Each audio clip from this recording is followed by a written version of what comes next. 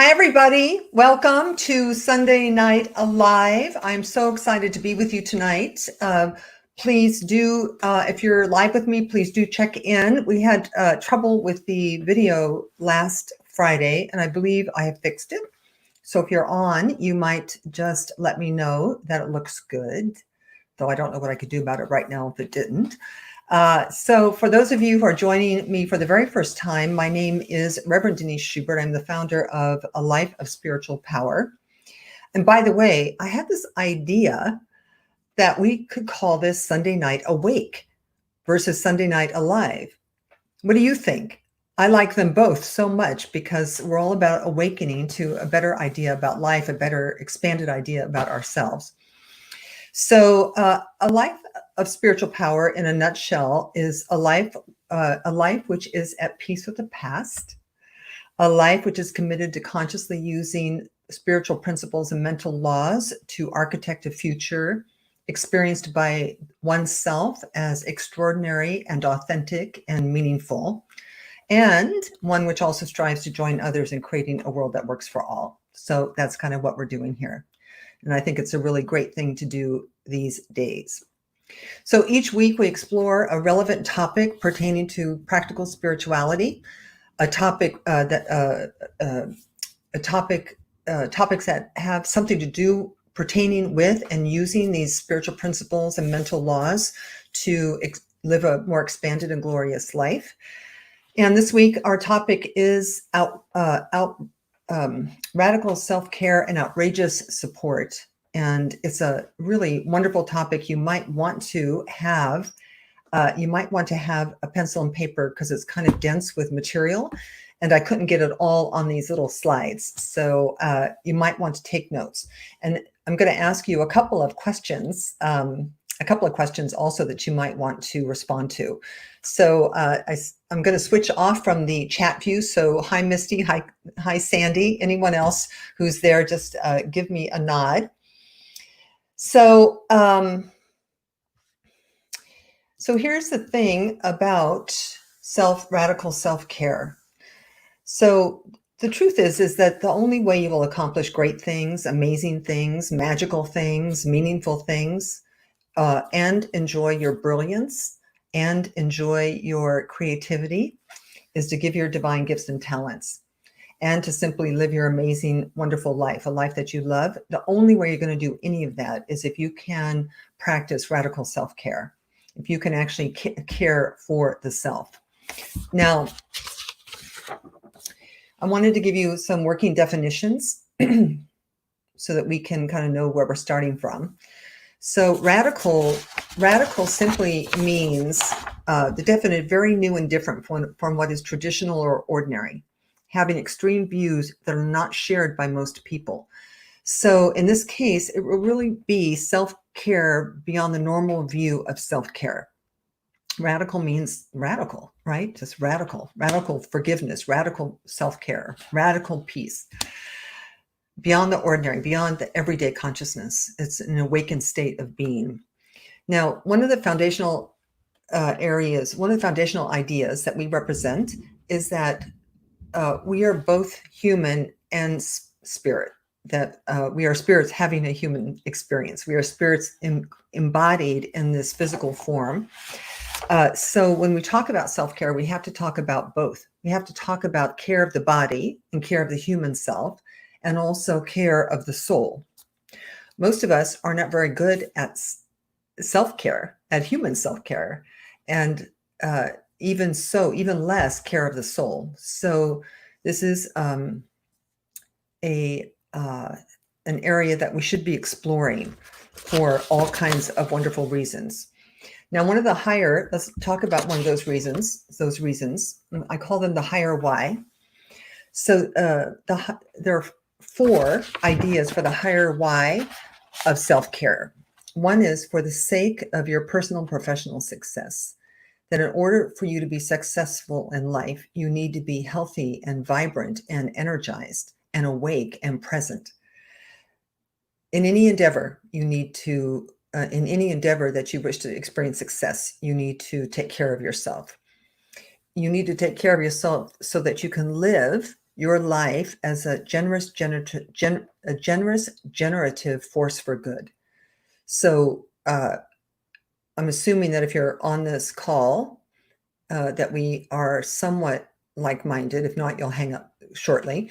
But that we're wanting our lives not to be just about ourselves, but we want to be about something greater than ourselves, something bigger than ourselves, because we are connected to all life everywhere. So if you take care, self-care means that you're more available to be a generous and generative force for good in the world. It also means a higher why for self-care is that we are charged with being good stewards of our gifts and talents. That I know not everybody is in touch with their gifts and talents, and not everybody's in touch with what they're here to give, like what is their sacred gift. But if you're here, Emerson said, if you're here, God needed an organ here. God needed a pair of hands or a voice or an instrument or something. You're here for a reason. We're not here to go to work, watch TV, eat potato chips, go to bed, wake up and repeat the whole darn thing for 75 to 85 years and then call it a day. That's not why we're here. That would be foolish. Why would we want to do that? Right? So, and then the fourth, I love this one. It's a quote: "Fortune favors the brave, and the brave are guided by their own light." Now, what this means is, when you think about people who are guided by their own light, that simply means people who are on a mission, people who have a purpose. You know, it could be a Gandhi or Mother Teresa. It could be Martin Luther King, John F. Kennedy, Jesus, Mahatma Gandhi. It could be. It doesn't have to be great people, by the way, because you're a great person. We're all regarded the same by the infinite. But these people are guided by their inner light. They're guided by their own thoughts. They're guided by their own vision. They're guided by their own connection to the wisdom of the universe. And when you are connected to the wisdom of the universe, you are, there is a kind of a synchronicity that takes place, that things happen, things come to you. So fortune favors the brave, and the brave are always guided by their own light. So radical self-care, you'll see as we move through this, means that you have to be more interested in the self than you do in the other. Now, and by the way, the self, when we talk about the self, right, we have the human self and then the spiritual self. So it's not, we have to do one more thing here before we can even begin to talk about radical self-care is, and we'll get there in a moment. So why for the higher outrageous support, the higher why for outrageous support is that if you're going to get up, if you're going to get off your couch and you're actually going to go out and make a difference in the world, if you're going to be an awakened difference maker, a conscious difference maker, you will need support. There's no way you can do it by yourself. None. And nor do you want to do it by yourself, really. So, so we have to cultivate the ability to ask for, receive, and accept support. Are you with me? Yes. So,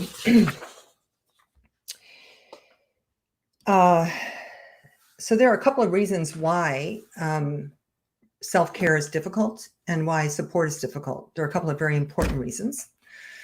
One of them is that we live in a, we are coming out of a culture. It's actually shifting a little slowly for my taste, but we're shifting out of a culture, primarily a theological culture, that says that a life well lived is a life where you have sacrificed in service to other people.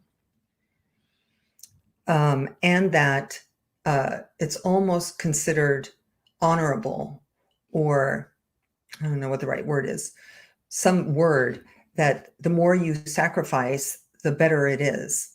And that what we're told is that if we do that, we do it really, really well, that we will get to go to heaven and experience happiness and joy in the afterlife.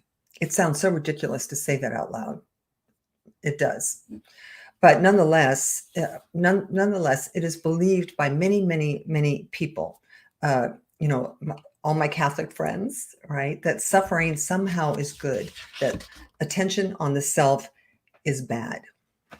So another reason that we probably have trouble is that we have an enormous amount of baggage with the word selfish. Holding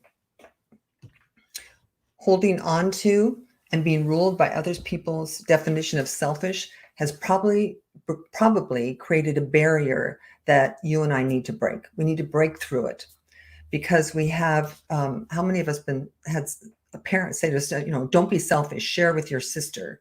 Or how many of us, when we made a decision that meant we had to leave somebody or leave a job, that we were accused of being selfish?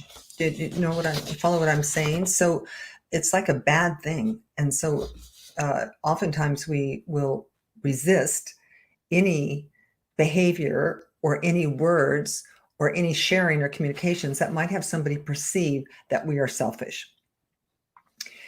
So, and the fact is, the people around us want us to do what they want us to do, and they want us to be where they want us to be.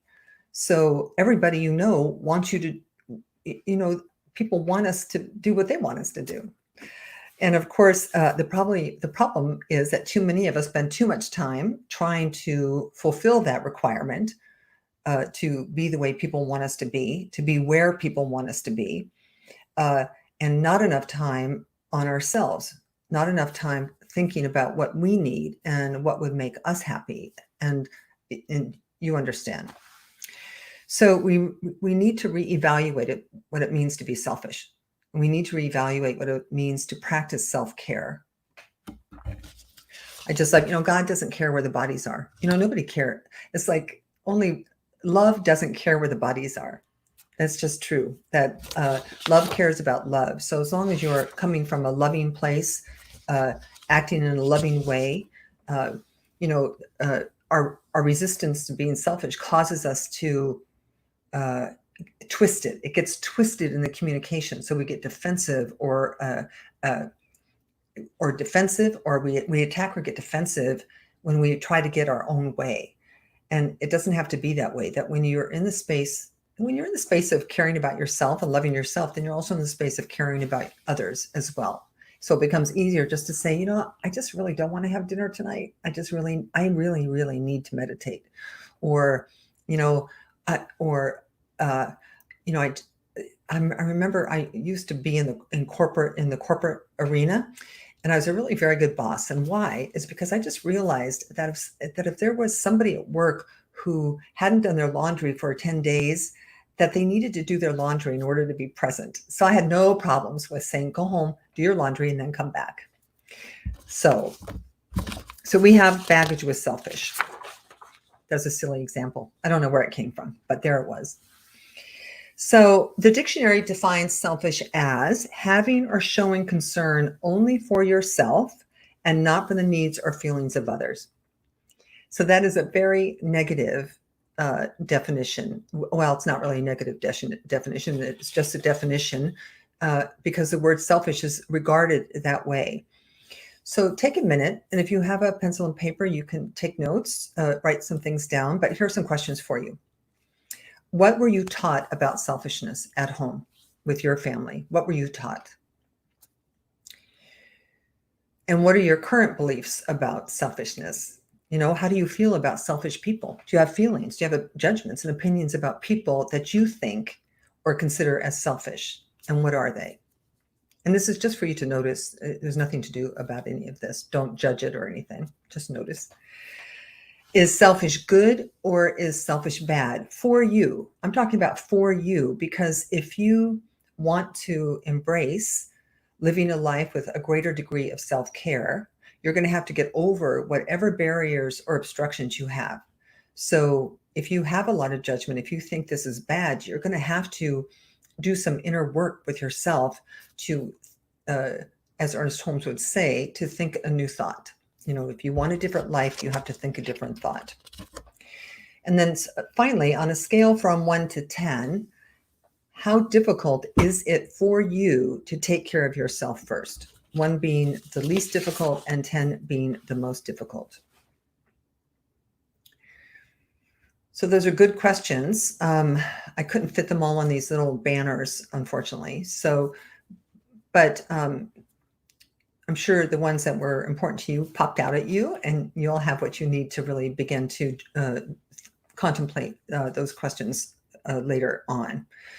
So here are some thoughts about self-care and selfishness for you just to ponder. One is that caring for others is good. Sacrificing yourself for others is not. Now, many people have a persona of being caring people. And authentic caring is different than caring to be liked or to gain approval or to not disappoint someone.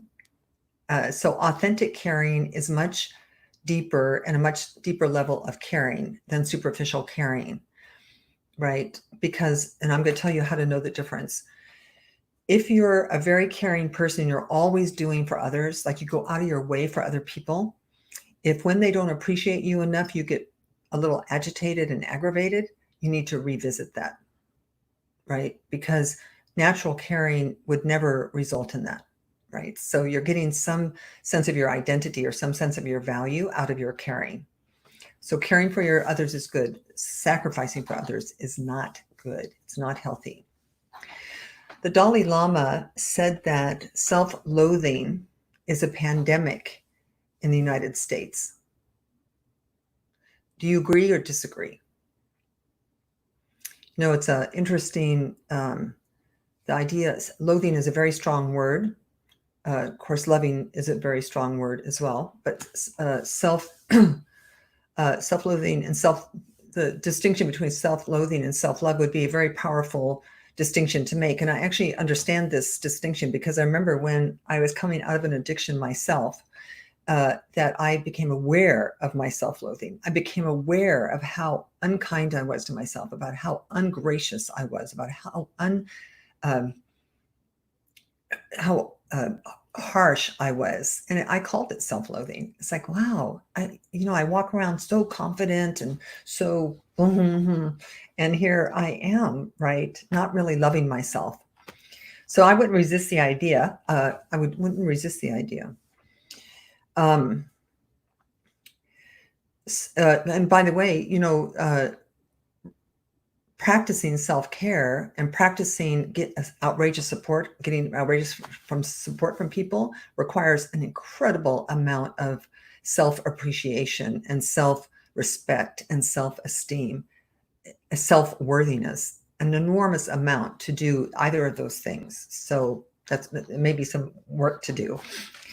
So radical self-care is the first step towards getting your needs met and building a healthy reserve. Somebody said it's like self-care allows for your cup to runneth over. Like if you take care of yourself, then you have so much more to give, so much more energy, so much more love, so much more natural, easy generosity. And it will help you get your needs met, for which you will need outrageous support. So, and then finally, another thought is if you can't be selfish for yourself, then be selfish for be aware that you are the caretaker of your gifts and talents. The artist, the composer, the painter, the writer, the singer, these are gifts that they were given to give, right? And in order to give our gifts, we have to take care of ourselves, that we are the stewards of the delivery. We are the delivery system for the gifts that we give. So if you can't be selfish for yourself, be selfish for them. So selfishness is necessary to take yourself and the tribe, so yourself and your people and your community and your family and the world, to higher and more evolved levels. That we cannot do it in a state of codependency with each other. We cannot do it by self-sacrifice. We cannot do it by not paying attention to our own needs. That remember, people who follow their own light are following a kind of inner guidance and an inner wisdom. Jesus, he went up to the mountain, right, for 40 days and 40 nights. He would replenish himself and then coming back down and give, then go back and replenish himself and come back down. All teachers do that. All lovers of humanity do that. So you need to do that. You need to replenish yourself first, and then the tribe. Responding to your inner purpose. And again, I know not all of you feel that you're in touch with your inner purpose, and you probably love to be in touch with your inner purpose, but aren't. But you do have one. I mean, you're not, there are no accidents. There are no mistakes here. Like if you're here, you have a reason for being here, as I said. But if your inner purpose requires an unencumbered kind of focus and an unencumbered kind of attention to it, you have to fan the flame, right? You have to pay attention. You have to study, practice, rest, whatever it is. Anybody who's a singer knows you can't oversing your voice, right? You need to rest your voice. If you're a runner, you need to rest your body. So, and you need to be able to respond to the callings of your heart before you respond to the callings of the tribe. So it's just this idea that you are the steward of your gifts and talents. So there are many, many ways to practice self-care. And again, remember, we're practicing self-care for the body and for the soul. Now, I'm just going to step back for 1 second to really make sure that I've developed enough this idea that there's a reason for us to practice self-care, right? One really great reason is just your amazing, wonderful, authentic, experienced life, right? For greater degrees of happiness and peace of mind and all of that. Those are really great reasons. And also because we're awakening to our role in the up-leveling of consciousness. That's what we're doing here. We're coming out of the illusion of our past and being victims of our past and feeling helpless in the face of modern affairs, so that we can be powerful, mature people, loving our lives and giving our gifts and talents. That's what we're doing here. I just want to make sure we were very clear. Now I have my nose is itching. So, so there are many ways. Now I have so many ways, and I want to go through some of them so it can begin to stimulate your thinking. So mostly just have a pencil, and when something grabs your attention, just know that it was meant to grab your attention, so pay attention to it. All right, so number 1, keep working on the healthy understanding that selfishness is good for you and is good for everyone else. So if you have something occurs to you that would be good for you, you can trust that it's good for everyone. If it's good for you, it's good for everyone. And anyone who loves you wants you to do what's good for you. And if they don't want you to do what's good for you, I would revisit that person a little bit. So number 2, find your sacred yes and your sacred no. What does that mean? It means, so many of us, we say yes when we mean no, and we say no when we should be saying yes. It's like when your neighbor calls and says, "Oh, Denise, will you serve on this committee? It won't be too much work." And I'm so interested in being liked by her and not disappointing her and being well thought of and admired. I say yes. And then I say, God, why did I say that? Why did I say that? It's that kind of thing. Or somebody calls you and says, I'm going to go to I'm going to go to the library and hear this author speak. They wrote a wonderful book called You Are Enough. Do you want to come? And you say no, but really it would have been wonderful for you to do that because you need to hear that message, right? So really begin to find your sacred yes and your sacred no. Find your full body yes, your full body no, and your maybe. Now, I love this one. and this is, I did not make this up. This is Dr. Michael Beckwith, but it has followed me around my whole life for 20 years. When confronted in your life with decisions, not confronted, but when opportunities arise, check into your body. Wonderful tool for self-care. Just check into your solar plexus, into your heart, feel how it feels. Somebody says, hey, Denise, you want to go out to dinner? And it's like, here's full body yeses. Oh my God, I would love to. I would love to spend time with you. It sounds like so much fun. And I just can't wait to see you. That's a full body yes. Oh my God, I'd rather walk on broken glass. That is a full body no. So don't say yes. And maybe is a no. So full body yes is a yes, full body no is a no, and a maybe is a no.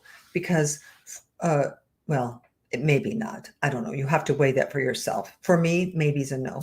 Because why would I want to spend time with something that may or may not be congruent with my purpose and my vision and what I have to do in order to keep bringing it forward? That's one of my favorite ones, really. And what has been one of the most useful ones for my own life personally is my sacred yes and no and my full body yeses. Number 4, stop hanging around people who don't like selfish people. And you know who they are. They might even abhor selfishness. This could also apply to people who are just negative and critical and complaining. Stop hanging around those people, right? That's not a good practice of self-care. If your current job, your current life, your job, your spouse, your children, or your pets do not bring you joy and energy, find out why. Get some help, get some support, and find out why, and see if you can pivot that. Because radical self-care means you need to love the one you're with. You like that one? Probably not. All right.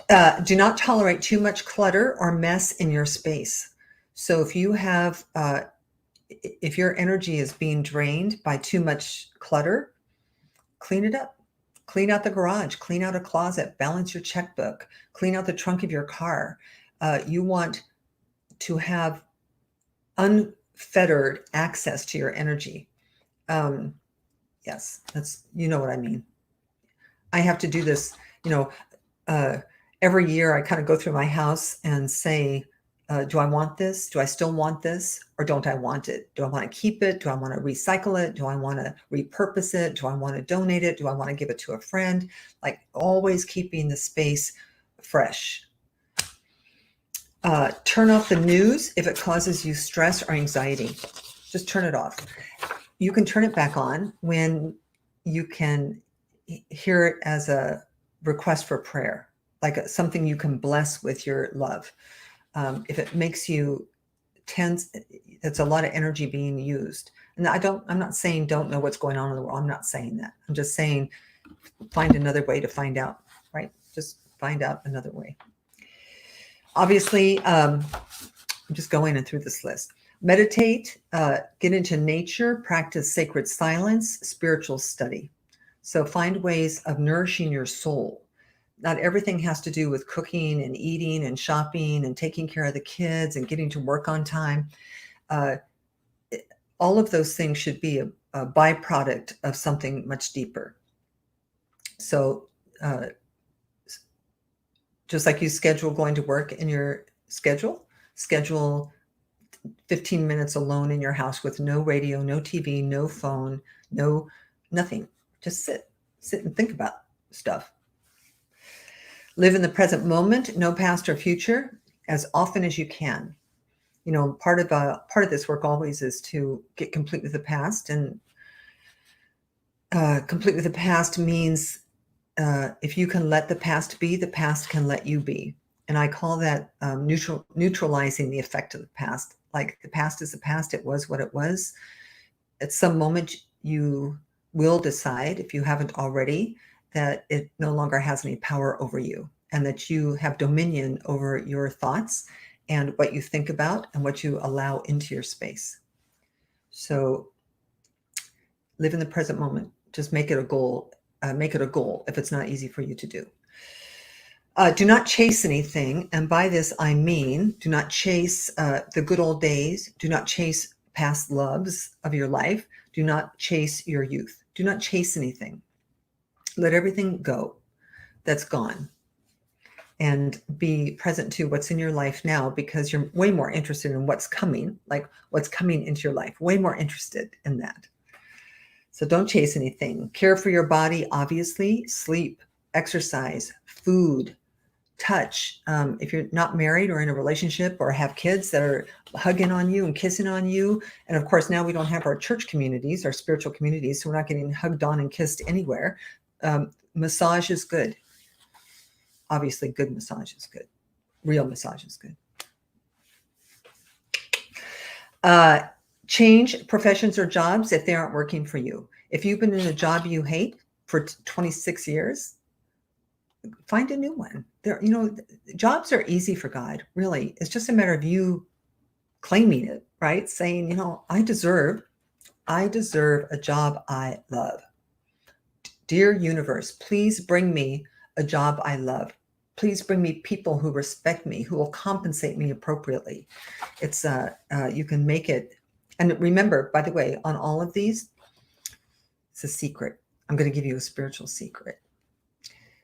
Ours is never the how. You do not have to figure out how to do anything. Your job is the what.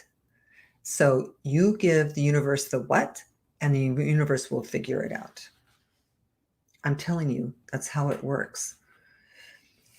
Revoke or make new agreements for commitments that you begrudge. So if my neighbor came over and said, Denise, will you serve on this committee? It won't take much work. And I've been doing it for a year. And every time I do it, I'm mad and I just have to drag myself there. It's time to apologize and to revoke my commitment to do that.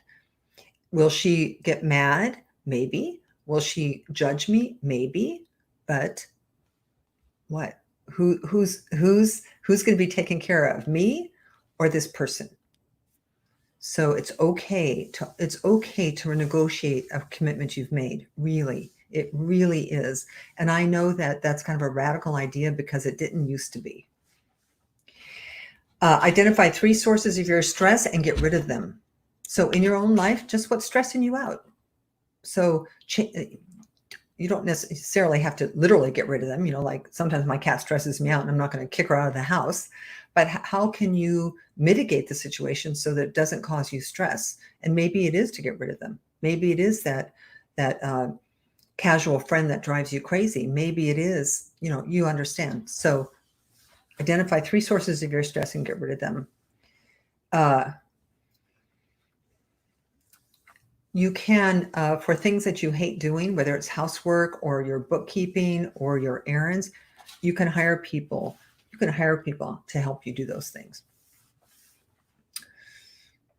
for not much money, really. I just bought a house in North Fort Myers, which I love, this little tiny house. It's so cute, but it's a house. So I now have a yard. So I do 2 things about my yard. I have a sister who loves to garden. She's probably on this call. So she comes down and I prepare her food and she gardens for me. So, and I love to cook and she loves to garden. It's a win-win. And for the gardening that she doesn't want to do, then I just pay somebody $50 to come do it with their hedge trimmers. So you can hire people. I wish I could talk to you. This is a one-way street. I'm sitting here looking at myself in a camera, and I want to see you. I want to see your face.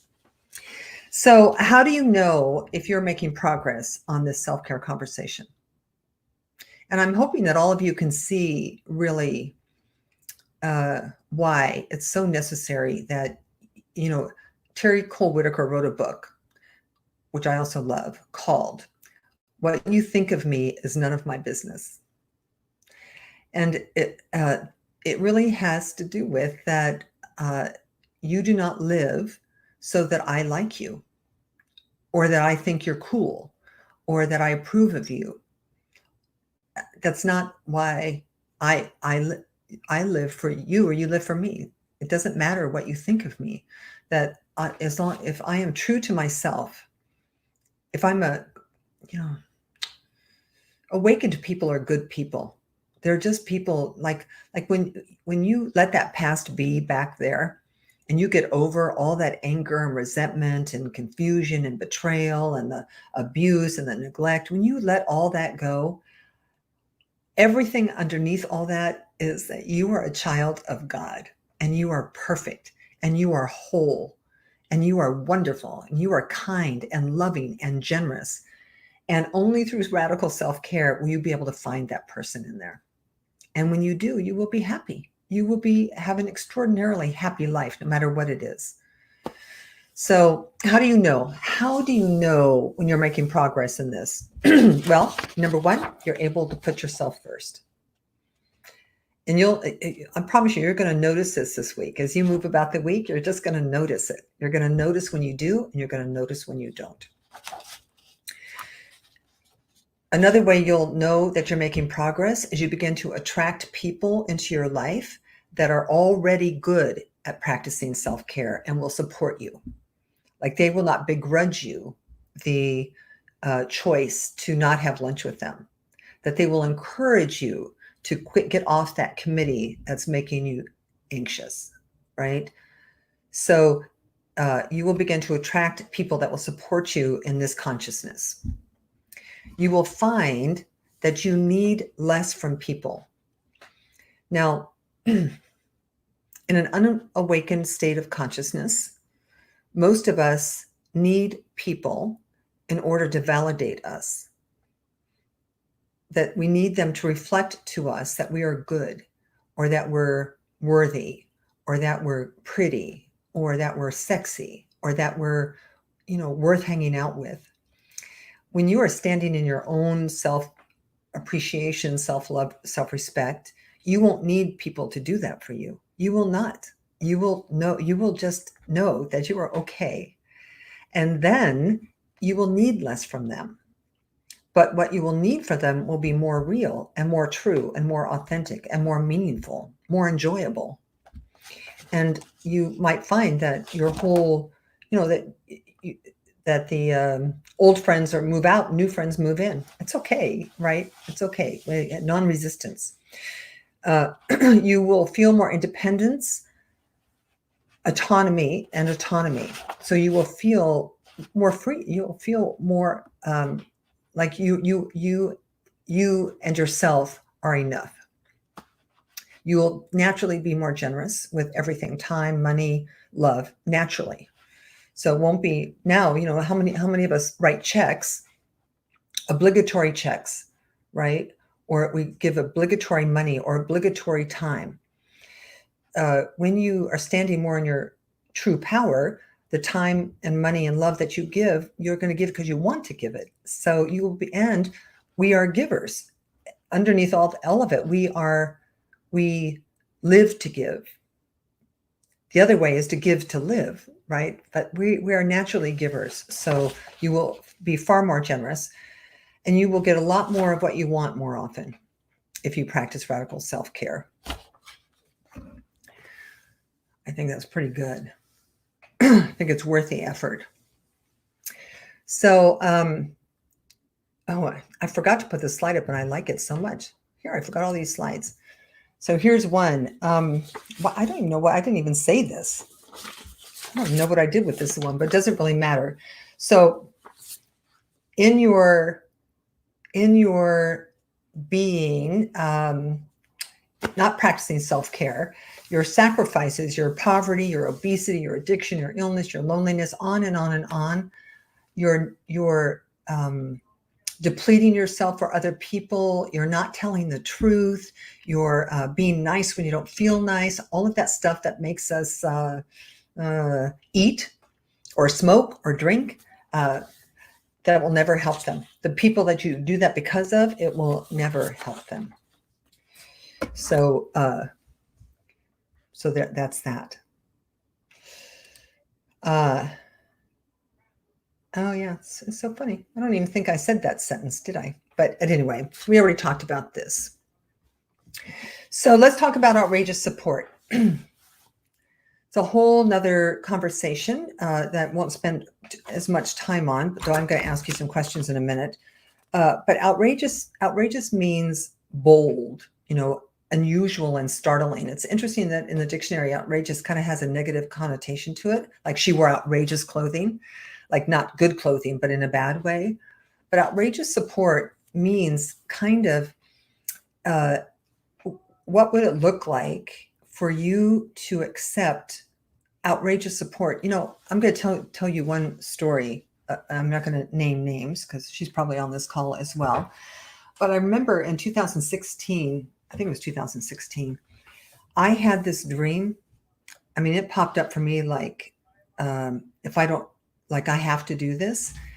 And the dream was to go live in Nairobi for 3 months. I wanted to go live in Africa for 3 months. It was just an idea. I wanted to do it. And I was, I had retired. So I was doing independent work and I couldn't figure out how, what would I need in order for me to be able to go to Kenya for 3 months? I had 2 cats, a house, and I realized I needed somebody who I loved to take care of my house, like to come live in my house. And so that was like an idea that came to me from nowhere, like, do you just need help? So anyway, to make a long story short, I actually thought of a person who would be a great person if they were even remotely interested. And I don't know why they would have been, but as it turns out, that's exactly what happened. This person said yes. I allowed myself to receive that outrageous support, and I went to Kenya for 3 months. And it was outrageous for the idea that somebody could leave their own life and come step into your life. So I share that with you just for you to get an idea about what that kind of feels like, this bold, outrageous support. So you also need outrageous support because if you're going to do anything, I don't want to use the word worthy because that's not really the right word, but if you're going to live your vision, if you're going to try to accomplish anything really besides sitting on your couch, if you're going to try to write a book, start a nonprofit, start volunteering, learn to play the guitar, it doesn't really matter. You're going to need support. So to the degree that you're not good at accepting support, you don't like asking for help, do you have the Lone Ranger syndrome? A lot of people have it. I can do it all myself. I don't need help. It will limit what's possible for you. Now, many of us have unhealed stuff about support, and we need to get over that as well. But again, outrageous support and radical self-care both require a shift into appreciation and love of self, because you have to feel worthy. You have to get in touch with your own magnificence.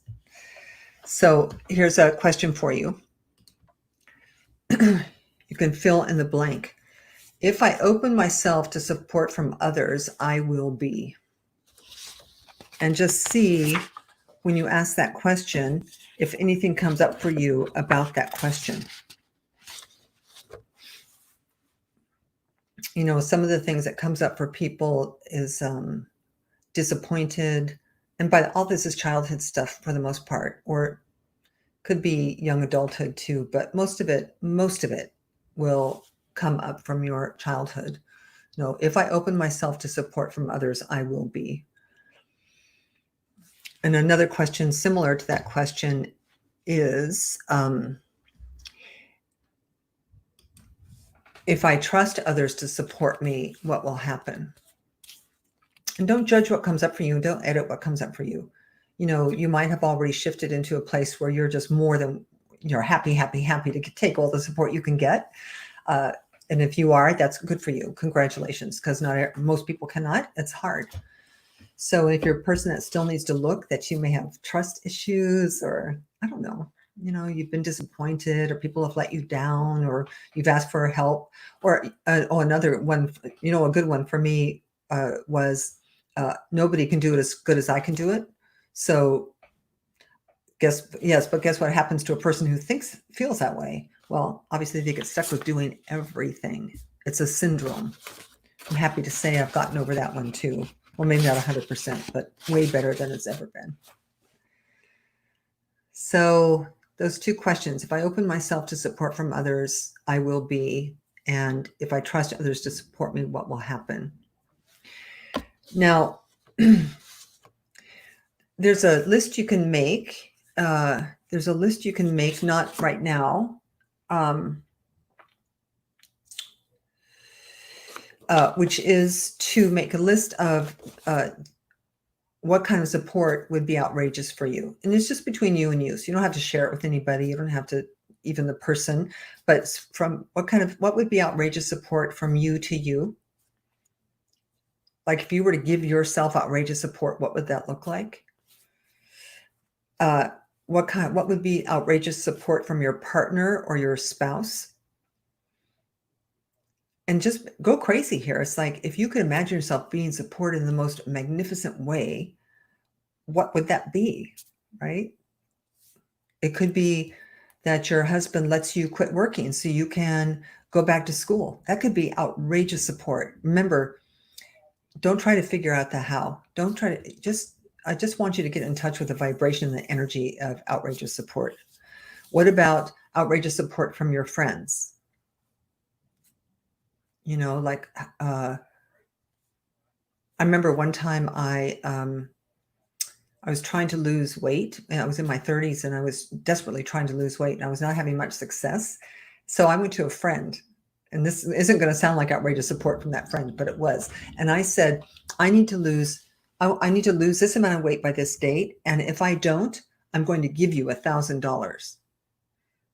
And we entered into that agreement. It was radical support from her. And she said, yes. Now I'm happy to say I never didn't have to give it to her, but outrageous support. What about from your boss? What would be outrageous support? Let you work from home, let you work 4 days a week. Like, if you could get outrageous support from your boss, what would it be?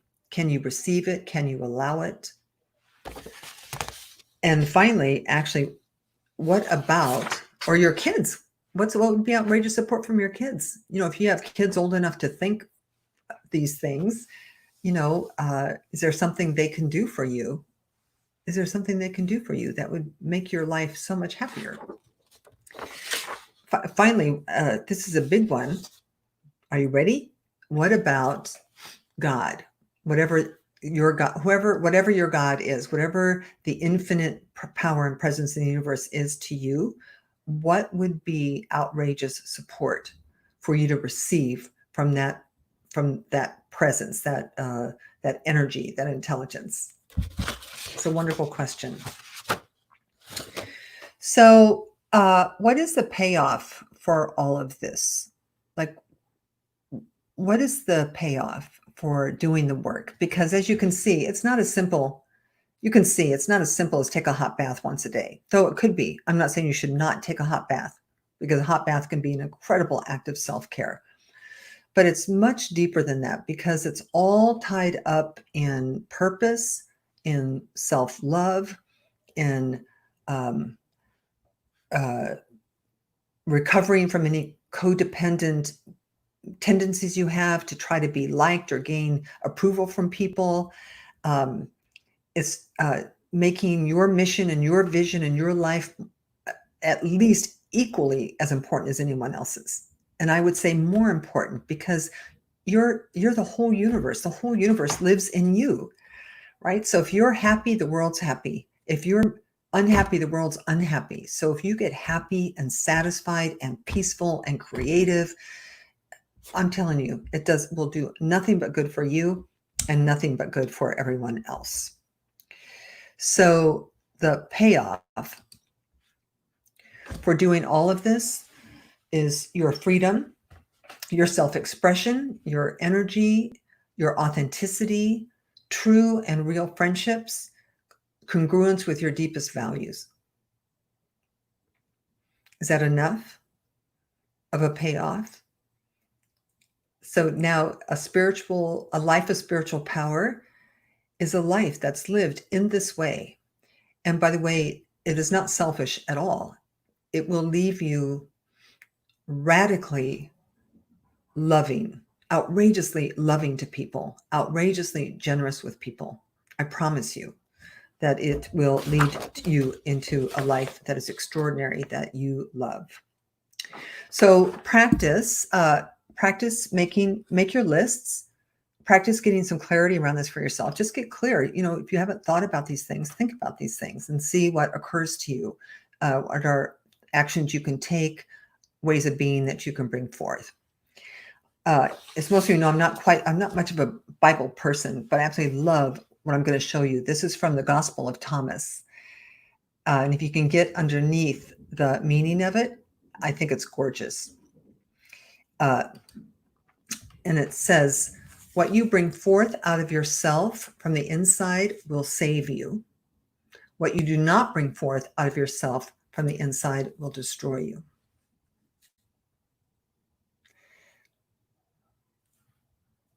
So I think this simply means that, as always, we are trying to live from the inside out, that the spirit of life is in you. It planted itself in you. Your gifts and talents are within you, and your charge, your responsibility, your joy is to use your life to give them. And if you give them, you will be lifted. And if you don't give them, if you stay under lockdown, emotional lockdown, right? Sorry, I'm closed for business. Life's just too hard. That it will destroy you in all kinds of ways that we know about, through unhappiness or all of the things I listed before. So that's it. So I love this topic. I so appreciate your being here with me. As always, I have, this is not an interactive, by the way, I canceled the Wednesday Zoom because nobody came.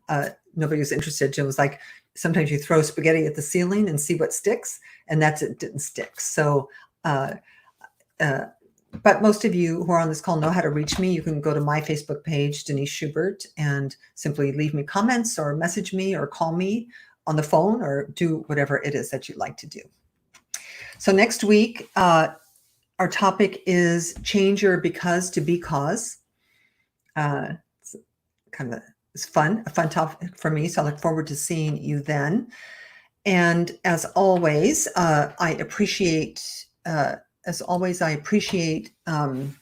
support you have of the work. So if you feel moved to do a love offering or gift or tithe, I will happily accept it. I happily receive your outrageous support at redschubert@gmail.com through PayPal or on my website.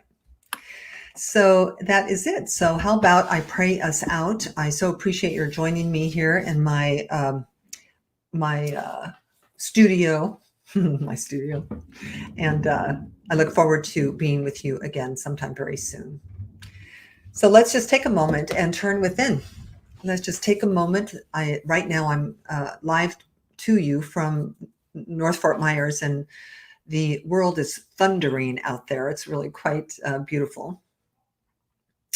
And so we do turn within. This turning within simply is to allow the outer world to be where it is, as we open to the space and place and dimension within us that truly is whole, perfect, and complete, that truly is beautiful, wondrous, smart, pretty, sexy, all of those things, that it's all over here, right here with you, right this moment.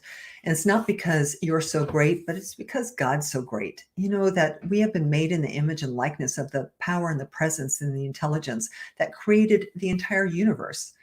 Every beautiful flower you see has been made by this energy. And just as you have been made by this energy. So what I know in this moment is that presence is within you. It is your very life, and it is wanting and yearning and desiring to be released from you. And so I simply speak my word for and about each person on this live event and within the sound of my voice, and simply just affirm that as you step into the fullness of your self-appreciation, self-love, self-respect, self-esteem, that your life will open up in unknown ways, that ways you cannot know in this moment, that you will be lifted into a higher vibration, that your path in life, the ways that you walk, will be more clear, more straight, more steady, more inspired, and that the people around you will begin to be people who lift you and inspire you and support you in having, doing, and being absolutely everything you want to have, do, and be. And so I'm grateful for the time we spent here together tonight. I'm grateful to be all about living a life of spiritual power, which is not a life of force, but a life of allowing. And to know that as you join me, that we all, whenever two or more are gathered in consciousness, something magical and magnificent happens. And I accept that this has happened here tonight with us. And so I just release my word into the loving hands of the universe, expecting and accepting the manifestation of the word spoken, and invite you all to have to join with me by saying together, and so it is, and so I let it be. Amen. Putting my glasses on, of course, so I can see you, which I can't, of course. So I love you. Namaste. And I will see you next week here, same time, same place. Have a great evening.